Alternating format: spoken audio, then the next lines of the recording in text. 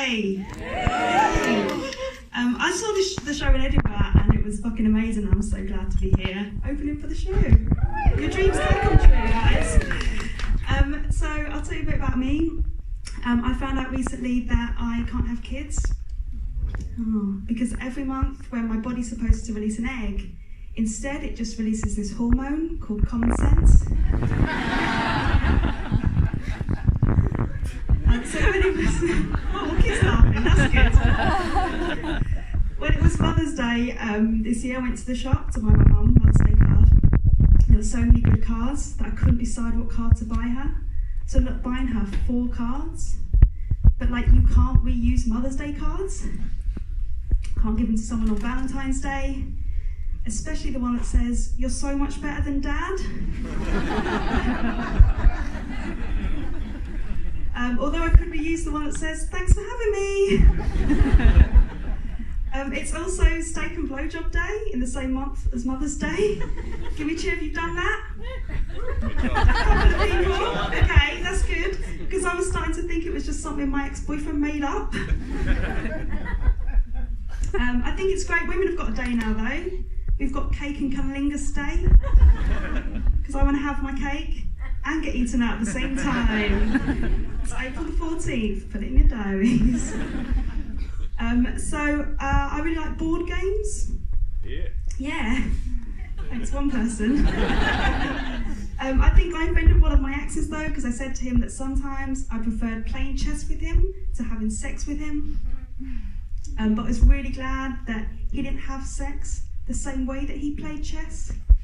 Because when we used to play chess together, he used to stop us halfway through, take a photo, and then go back later and tell me what I'd done wrong.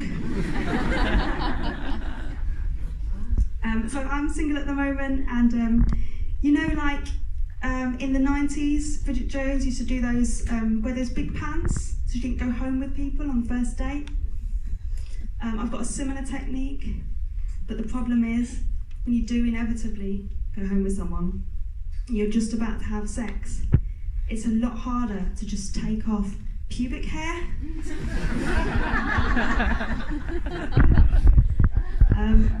I also feel like it's sod's law, because when I've made an effort, when it looks all nice and clean and shaven, no one's interested. But when it looks like a forest, everyone wants to have a fucking picnic. I'm actually going to Torture Garden later. Yeah, I've got a harness on underneath this, so that's why. But I have shaved, so I'm hoping to still get some action despite that joke. So I'm also a stripper. And I can joke about that because I've earned that right and spent it all on cocaine. The great thing about stripping is that you don't need like a CV or a cover letter to become a stripper. You only really need 3 things, and that's sexy underwear, stilettos, and daddy issues. And my dad was so absent in my life that sometimes I forget he's dead.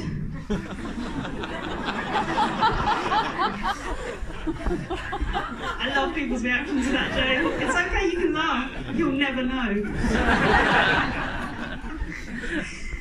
So when I was at university, one of my lecturers was like, "How can you call yourself a feminist and do that for a job?" So I stopped dancing for her.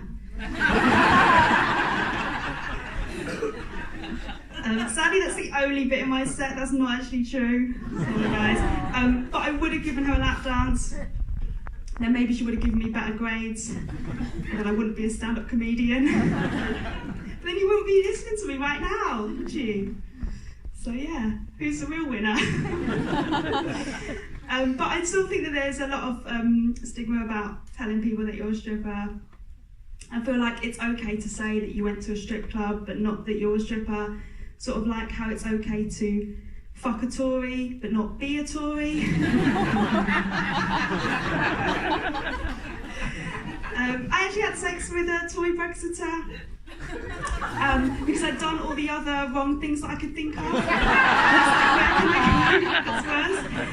I said to him, "I want you to fuck me like you want to fuck the NHS." And it was really confusing because like my head said leave, but my pussy said remain. Sometimes I think that strip clubs are kind of like politics. There's more men in there than women. There's a podium and a lot of unwanted dicks. One of my friends, she's also a stripper, or she used to be, and she got a boob job after she gave up stripping. And I was like, that doesn't make sense. That's the wrong order. That would be like Tony Blair going to an illegal war and then becoming a peace ambassador. And I know that joke's a little bit outdated, but I feel like it's still less outdated than Boris Johnson's views on foreign policy. I'm really kinky. I like kinky sex. To the point where I'm so kinky, my neighbours need a safe word. I'm joking, I never involved safe words. I was dancing in a club once, working at a strip club, and this guy came in and he was like, oh, I'm looking for a dominatrix, but like none of the women I've been to have been like extreme enough for me. I was like, okay. He was like, you look really kinky. I was like, that's correct. And then he told me that he was an estate agent. Here's my chance to get some revenge. So basically I like tied him up, kicked him in the balls, slapped him on the face, put like a cigarette ash in his mouth, grated a cheese grater along his arm, whipped him, poured some cream over him, then found out it later gone off. And then like flushed his head down the toilet, made him get in a cold shower, and then at the end I told him he could wank into a glass and then he had to drink that. And then afterwards he was like, I don't think I like pain as much as I thought I did. Be careful what you wish for. He asked for it, you know. So yeah, that was really fun. I'll tell you another story.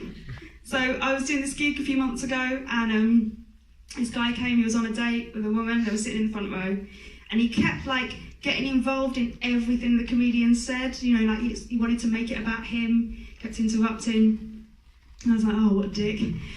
But then afterwards he was like, oh, come and have a drink with me on my date. So I went downstairs, had a drink with them, and it started getting a bit flirty. I was like, okay. So we started making out. Went back to my house, had a threesome, as you do. And then halfway through the threesome, I was like, oh, I really need to pee. He was like, oh, you could piss on me. I was like, okay. So we went in the shower, and I pissed on his face and in his mouth. And that is the best way that I've ever dealt with a heckler.